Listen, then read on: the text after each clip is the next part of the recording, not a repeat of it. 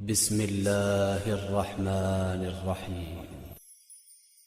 پیغمبر اسلام صلی اللہ علیہ وسلم کے پاس ایک غریب آدمی نے جا کر عرض کی، میرا ہاتھ بہت تنگ ہے، کوئی ایسی تجویز بتا دیجئے کہ یہ تنگی جاتی رہے۔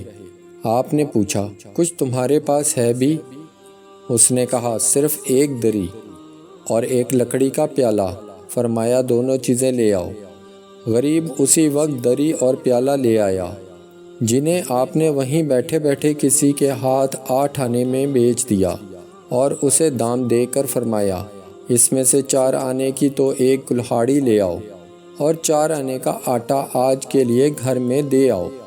تھوڑی دیر میں جب وہ آٹا گھر پہنچا کر اور کلہاڑی لے کر آپ کی خدمت میں دوبارہ حاضر ہوا تو آپ نے اپنے ہاتھ سے اس میں لکڑی کا دستہ لگا دیا اور فرمایا، جاؤ ہر روز جنگل میں جا کر اس سے لکڑیاں کاٹ لایا کرو اور انہیں بیچ کر گھر کا خرچ چلایا کرو۔ 15 دن بعد پھر آنا اور ہمیں اپنا حال سنا جانا۔ غریب نے 15ویں دن آ کر عرض کی، گھر کا خرچ چلا کر اس وقت میرے پاس 2 روپے موجود ہیں۔ آپ بہت خوش ہوئے اور وہ شخص تھوڑے عرصے میں خوشحال ہو گیا۔